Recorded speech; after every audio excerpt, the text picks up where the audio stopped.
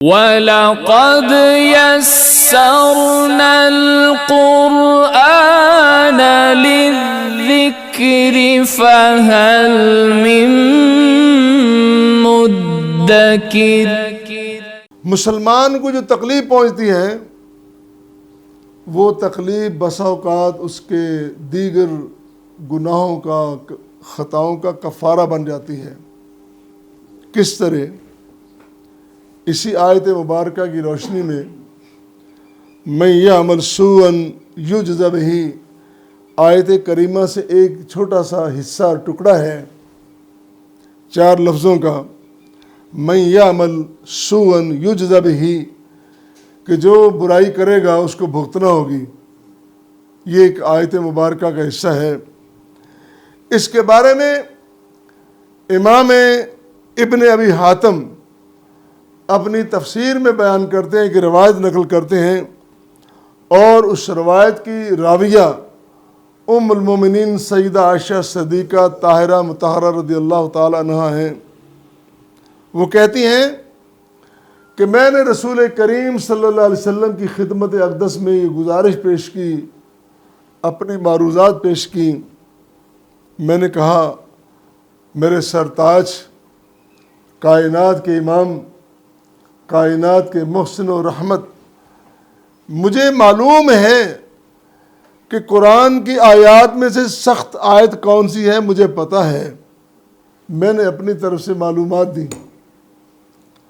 نبی کریم صلی اللہ علیہ وسلم بڑی محبت سے استفسار کرتے ہیں، ما ہی یا عائشہ، عائشہ کون سی وہ آیت کریمہ ہے جو آپ کو بڑی سخت لگتی ہے، مجھے ذرا بتائیں۔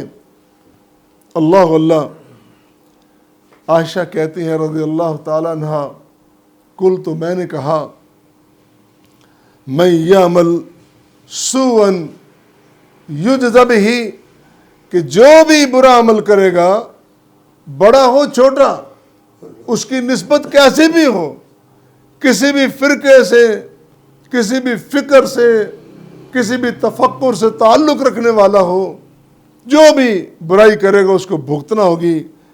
یہ آیت کریمہ مجھے بڑی سخت نظر آتی ہے۔ اللہ، یہ الفاظ سنے رسول کریم صلی اللہ علیہ وسلم نے، آپ نے فرمایا ہوا ما یصیب العبد المؤمن حتی النکبۃ ینکبھا، کہ جو بھی کوئی شخص، کسی بھی شخص کو جب کوئی مصیبت آتی ہے اور وہ شخص مومن ہے، جسے تکلیف پہنچی، وہ مومن ہے، اور مومن کو کوئی بھی تکلیف آ جائے تو اللہ اس کو اس کا کفارہ بنا دیتا ہے۔ انسان کو آنے والی بیماری، انسان کو پہنچنے والی مصیبت، انسان کو آنے والی تکلیف، بندہ تو بسا اوقات بیماری کو برا کہتا ہے، یہ بیماری میری جان ہی نہیں چھوڑتی، یہ سر درد نے مجھے چھوڑا ہی نہیں آج تک، میں تو اتنا پریشان ہوں۔ بلکہ بعض اوقات ایسے لوگ بھی تھے جو گالیاں دیتے ہیں، مشکل آ گئی، مشکلوں کو گالیاں، مصیبت کو گالیاں، آزمائش کو گالیاں۔ اللہ کے بندو، تمہیں شاید اس بات کا پتہ نہیں، اللہ کا بڑا نرالا دستور ہے، وہ جب اپنے بندے کو قریب کرنا چاہتا ہے نا، پھر چھوٹا چھوٹا آزماتا ہے۔ وہ آپ نے طالوت اور جالوت کا واقعہ سنا ہوا نا، کہا یہ گیا آگے جا کر وہ لڑیں گے جو نہر سے تو گزریں گے لیکن پانی نہیں پئیں گے، پانی نہیں پینا، پیاس لگی پانی نہیں پینا، اگر زیادہ ہی مجبور ہو تو ایک آدھ چلو پی لینا، گھونٹ ایک آدھ پی لینا، گزارا کرنا۔ جن لوگوں کو اپنے لیڈر کی بات پر اعتبار تھا تو جناب بڑی مضبوطی سے تحمل سے گزر گئے، انہوں نے پانی نہیں پیا، اور کچھ لوگوں نے اگر پیا بھی تو ایک آدھ گھونٹ پی لیا، اور کچھ جو بے صبرے تھے، بے اعتبارے تھے، نہ صبر نہ اعتبار، انہوں نے پیٹ بھر کے پی لیا، وہ پھر ندی پار نہیں کر سکے، وہ وہیں گر گئے، وہ کامیاب نہیں۔ اللہ کے بندو، اللہ آزما رہا ہے، وہ کہتا ہے چھوٹی چھوٹی آزمائشوں میں گھبراؤ گے تو بڑی آزمائش میں کس طرح کامیاب ہوگے؟ تم نے میری طرف آنا ہے، ذرا چل کے آؤ، ہمت کر کے آؤ، کوشش کر کے آؤ، میں تمہیں بڑے اجر دوں گا۔ وہ اللہ اپنے بندے پر آنے والی اس مصیبت کو بہت ساری مصیبتوں کا کفارہ بنا دیتا ہے۔ اسی طرح ابن جریر نے، امام ابو داؤد نے، علامہ ابن کثیر، دیگر مفسرین نے اس روایت کو نقل کیا کہ یہ آیت کریمہ جو سن رہے ہو، اللہ کی طرف سے آنے والی مشکل، اس مشکل میں صبر کرو۔ مومن کا تو معاملہ ہی بڑا عجیب ہے۔ صحیح مسلم کی روایت ہے، نبی کریم صلی اللہ علیہ وسلم فرماتے ہیں، یہ مومن کیسا تیرا عجیب معاملہ ہے، اگر خوشی ملے تو شکر کرتا ہے، اگر غمی آ جائے تو صبر کرتا ہے۔ شکر کی بھی جزا ہے، صبر کی بھی جزا ہے، وہاں تو جزا ہی جزا ہے، لیکن بات صرف سمجھنے کی ہے۔ اسی طرح سعید بن منصور نے اپنی سنن میں ایک روایت نقل کی ہے کہ حضرت ابو ہریرہ رضی اللہ تعالیٰ عنہ بیان کرتے ہیں کہ جب یہ آیت کریمہ نازل ہوئی، من یعمل سوءا یجز بہ، تو مسلمانوں کو یہ سن کر بڑا عجیب لگا کہ ہمیں تو مشکلات سہنی پڑیں گی، ہمیں تو جزائیں بھگتنا پڑیں گی۔ تو یہ مسلمانوں کی بے قراری دیکھ کر، پریشانی دیکھ کر رسول کریم صلی اللہ علیہ وسلم نے فرمایا قاربو وسددو۔ قاربو کا معنی یہ ہے اعتدال اختیار کرو، تجاوز نہیں، اعتدال۔ بعض بندوں کی طبیعت، پنجابی میں کہتے ہیں کڑی جی ماسا تے کڑی جی تولا۔ انسان کو، خاص کر مسلمان کو، اعتدال پسند، میانہ روی ہونی چاہیے۔ غصہ بھی بلا وجہ اور ضرورت سے زیادہ نہ ہو، اور تحمل بھی، نرمی بھی بلا وجہ اور ضرورت سے زیادہ نہ ہو۔ تحمل کی بھی ایک حد ہے، نرمی کی بھی ایک حد ہے، غصے کی بھی ایک حد ہے۔ مسلمان کو سمجھایا گیا کہ خیر الامور اوسطها، بہترین کام جو درمیانے درجے کے اعتدال پسندانہ ہوتے ہیں وہ کام بڑے اچھے ہوتے ہیں۔ فرمایا قاربو وسددو، اعتدال اختیار کرو اور راہ راست پر رہو۔ فإن كل ما يصاب به المسلم كفارة حتى الشوكة یشاکها والنقبۃ ینکبها۔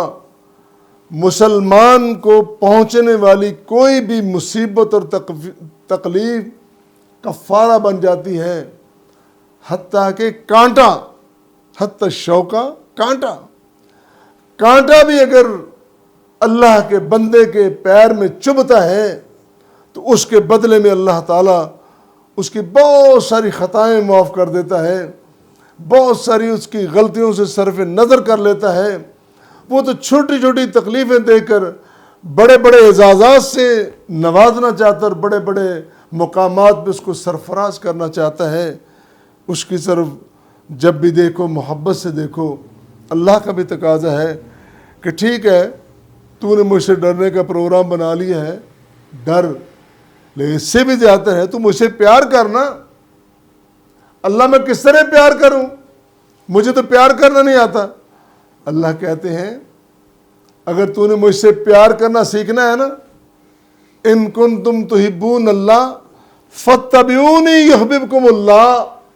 نبی کریم صلی اللہ علیہ وسلم فرما رہے ہیں کہ محبت کا، پیار کا طریقہ سیکھنا ہے تو میرے پیچھے آ جاؤ، میری اتباع کرو، میری اطاعت کرو، میرے پیچھے چلو، پیروی کرو، انشاءاللہ تمہیں ساری محبت کی منزلیں مل جائیں گی اور کامیابی مل جائیں گی۔ اللہ اپنے بندوں کو اس طرح بھی نوازتا ہے۔ اور پھر اس نے کہا یہ بات بھی یقین رکھو، دنیا میں نہ آخرت میں تمہارا صحیح مددگار، صحیح پیار کرنے والا، تمہیں نوازنے والا، تمہیں عطا کرنے والا اگر کوئی ہے تو اللہ تعالیٰ کی ذات ہے۔ وَلَا يَجِدْ لَهُ مِن دُونِ اللَّهِ وَلِيًّا وَلَا نَصِيرًا۔ دنیا گزر گئی، آخرت کے دن کوئی نہیں، باپ بھی نہیں، بیٹا بھی نہیں، بھائی بہن، خاوند بیوی، کوئی نہیں، سب کی زبان ایک ہی کلمہ بولے گی، اللہ میری جان، رب نفسی رب نفسی، مجھے بچا لے، ان سب کو لے جا، دنیا ساری لے لے، مجھے چھوڑ دے۔ یہ زبان پہ کلمہ ہوگا۔ اگر کوئی سہارا ہے، صرف اللہ کی رحمت کا سہارا ہے، وَلَا يَجِدْ لَهُ مِن دُونِ اللَّهِ وَلِيًّا وَلَا نَصِيرًا، اس کے علاوہ نہ کوئی خالصتاً دوست ہے نہ مددگار ہے۔ پھر پہلے بھی یہ بات بیان کر دی، نیکی میں مرد و عورت دونوں برابر ہیں، مرد بھی اور عورت بھی، یہ بات بھی واضح ہوگی۔ اگر مرد سمجھے نا کہ قرآن نے ہمیں کہا کہ الرجال قوامون علی النساء، مردوں کو قوام بنایا ہے، تو شاید ہمیں کوئی زیادہ پریفرنس دی گئی ہے، نہیں۔ ایک نظام ہے، نظام زندگی، اس نظام میں ڈیوٹیاں تفویض کی گئیں، مرد کو کہا گیا تم یہ سخت ذمہ داری ادا کرو، عورت کو کہا گیا تم نرم ذمہ داری ادا کرو، اس کو کہا تو باہر نکل جا کے کما کے لا، عورت کو کہا کہ جب خاوند کما کے گھر آئے تو ایسا حسن سلوک کر کہ تیری طرف اذا نظر الیہا سرت ہو، تیری طرف دیکھے تو اس کے سارے دن کی تھکن اتر جائے۔ اللہ نے ڈیوٹیاں لگا دی۔